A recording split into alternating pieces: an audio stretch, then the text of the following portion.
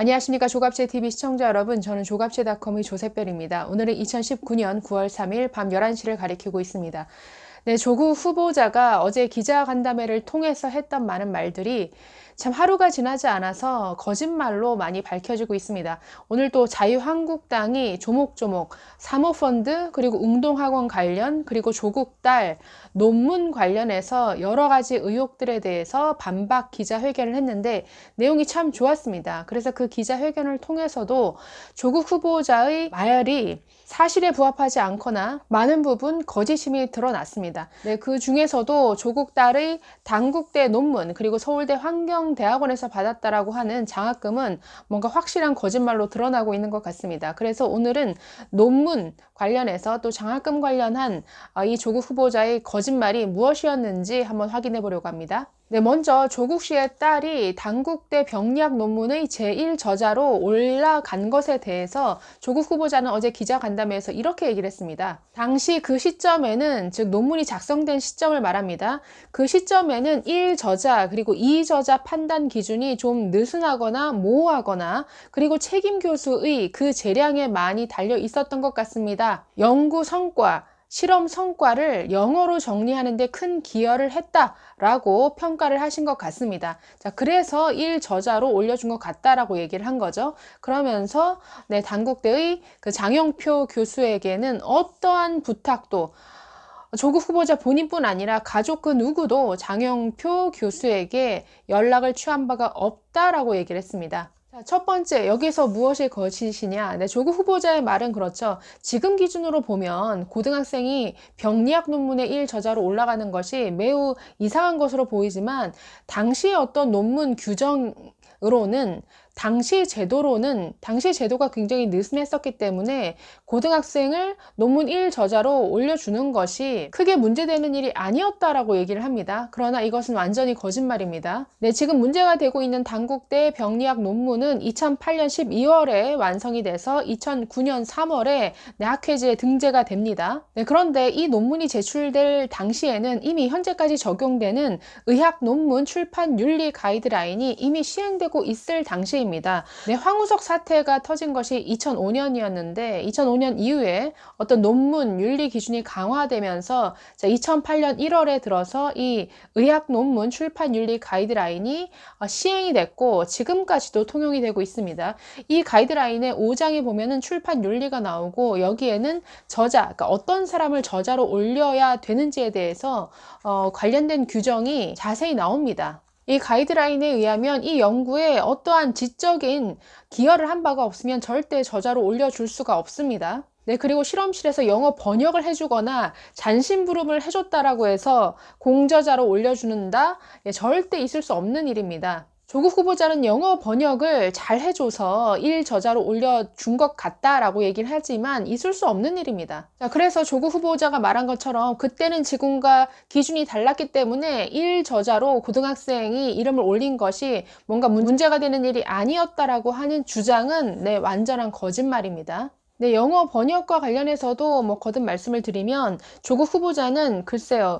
연구 성과, 실험 성과를 영어로 잘 정리하는 데 큰 기여를 했기 때문에 1저자로 올려준 것 같다라고 얘기를 했지만 의학 논문 가이드라인을 보면은 단순히 영어를 잘해서 번역 같은 것을 아무리 잘했더라도 단순 자료 수집이나 일반적인 감독 역할에 그친다고 명시되어 있습니다. 이럴 경우에는 저자로 포함시키면 안 되고 감사의 글을 이용하라 라고 이렇게 규정되어 있습니다. 두 번째, 조국 후보자는 딸이 단국대 논문 작성에 참여하는 과정에서 장영표 교수에게 어떤 연락도 한 적이 없다라고 얘기를 했습니다. 자, 조국 후보자 어제 이렇게 얘기를 했습니다. 학부형 참여 인턴십은 배우자나 내가 만든 것이 아니고 아이가 재학 중이던 고교 담당 선생이 만든 것이다. 만든 프로그램에 딸이 참여했을 뿐이다 라고 했는데 지금 이 부분에 대해서 당시 한영외고 담당자는 자신은 그런 일을 한 적이 없다라고 지금 부인하고 있습니다. 중앙일보 단독 관련도 보도입니다.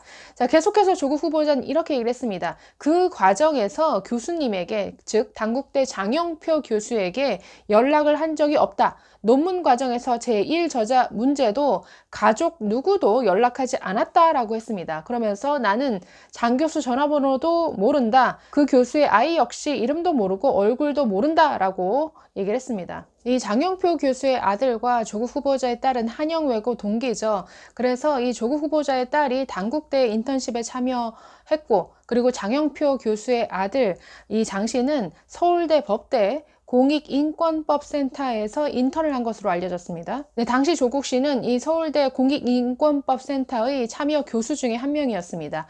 이 장영표 교수의 아들은 이 인턴십 프로그램이 끝난 뒤에 다음 해 미국의 듀크대에 합격한 것으로 알려졌습니다. 자, 그래서 이것을 두고 서로 학부모가 서로 아는 사이이기 때문에 정말 서로가 상부상조하는 이렇게 스펙 품앗이를 한 것이 아니냐라는 의혹이 제기가 됐는데, 네, 조국 후보자는 전혀 모른다, 전혀 만난 적이 없다, 모르는 사이다, 부탁한 적이 없다라고 부인을 한 것이죠. 네, 그런데 장영표 교수는 이 문제가 불거졌을 때 여러 매체와 인터뷰를 했습니다. 자, 그 중에서 CBS 라디오 쇼에 출연해서 한 말을 보면 조국 씨의 주장과는 좀 배치가 됩니다. 네, 장영표 교수는 이렇게 얘기를 했습니다. 조 씨가, 그러니까 조국 후보자의 딸이죠. 이 딸 조 씨가 외국 대학에 간다고 해서 그렇게 제1저자 등재를 해줬다라고 말을 합니다. 나중에 보니까 고려대로 진학해서 상당히 실망했다. 거기 갈 거면 뭐하러 여기 와서 이 난리를 쳤나라고 생각을 했다라고 했습니다. 그러면서 장영표 교수 자신의 아내와 이 조국 후보자의 아내 정 씨가 서로 친분이 있다는 사실을 인정하는 발언을 했습니다. 그는 학부형 모임을 자주 하니 서로 몇 번 부딪힐 수밖에 없다라고 말을 했습니다. 네, 그래서 조국 후보자는 가족 누구도 부탁한 적이 없다라고 얘기를 했지만, 장영표 교수의 말을 들어보면 뭔가 서로 아는 사이이기 때문에 부탁을 받아서 이렇게 참여시켜 주게 됐다라고 이렇게 말하는 듯 합니다. 네, 두 번째, 서울대 환경대학원으로부터 두 차례에 걸쳐서 받은 802만 원 상당의 장학금에 대해서도 어제 조국 후보자는 모른다라고 했습니다. 신청한 적도 없는데 장학금을 두 번씩이나 받았다라는 것이죠. 그래서 2학기에 장학금을 받긴 받았는데 휴학을 하게 된 것을 알고 이것을 반납하려고 했다라고 했습니다. 반납하기 위해서 장학회에 연락을 했는데 반납이 안 된다라고 해서 두 번째 장학금도 어쩔 수 없이 받았다라고 어제 간담회에서 얘기를 했습니다. 네, 그런데 이 장학회를 운영하는 서울대의 송강재단 측은 다른 말을 했습니다. 반납 불가 규정이 없다라는 것이죠. 오히려 휴학을 하면 다음 학기에 반납하게 되어 있다라고 이렇게 얘기를 했습니다. 네, 그렇기 때문에 장학금을 돌려줄 방법이 없어서 어쩔 수 없이 받았다라고 하는 이 조국 씨의 해명, 네, 지금 사실과 맞지 않습니다. 네, 지금 문제가 되고 있는 이 단국대의 병리학 논문과 관련해서 조금 더 말씀드리려고 합니다. 지금 의학계에서는 이 병리학 논문이 당시 시행되고 있던 법과 제도를 무시한 명백한 불법 논문이다라고 얘기를 하고 있습니다. 네, 이와 관련해서 이덕환 서강대 화학과 교수가 주간조선에 기고한 글을 통해서 굉장히 잘 정리가 되어 있는데요. 자, 이덕환 교수는 이렇게 얘기를 합니다. 자, 이 논문을 명백한 불법 논문이다라고 이렇게 규정을 했습니다. 대한병리학회가 따르고 있는 의학 논문 출판윤리 가이드라인, 그리고 국제기구인 출판윤리위원회의 가이드라인에 명시되어 있는 명예저자 금지 규정을 위반했다라는 것입니다.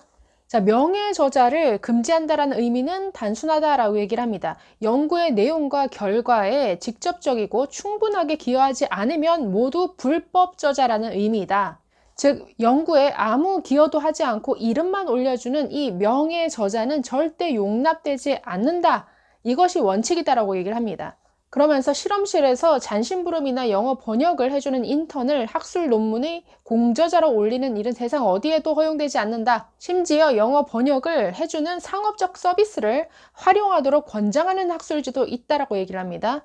그렇기 때문에 영작을 잘해서 저자로 등재했다라는 주장은 정말 어처구니 없는 주장이다라고 잘라 말합니다. 자, 그러면서 이 명예저자, 그러니까 아무 기여도 없는데 저자로 올려주는 이 행위는 굉장히 중대한 일탈 행위이고 연구비를 횡령한 것보다 더 훨씬 징계 수위가 높은 일탈 행위다라고 말을 합니다. 자, 그러면서 연구재단의 국가 R&D 사업 매뉴얼을 보면은 연구비를 횡령하면 해당 연도의 연구비만 회수를 하는데, 자, 저자 표기 위반의 경우에는 위반 행위가 이루어진 연도부터 적발된 연도까지 국가가 지원한 모든 연구비를 회수한다라고 이렇게 설명하고 있습니다. 네, 그리고 문제의 이 단국대 병리학 논문에는 지금 조국 씨의 딸을 소속을 고등학생이 아닌 단국대 의학연구소로 표기를 했습니다. 이것 자체도 굉장히 악의적인 불법이다라고 규정을 합니다. 다른 공동 저자를 속이려는 의도가 있었을 것이다. 또 해당 논문은 신생아의 혈액을 채취해서 분석한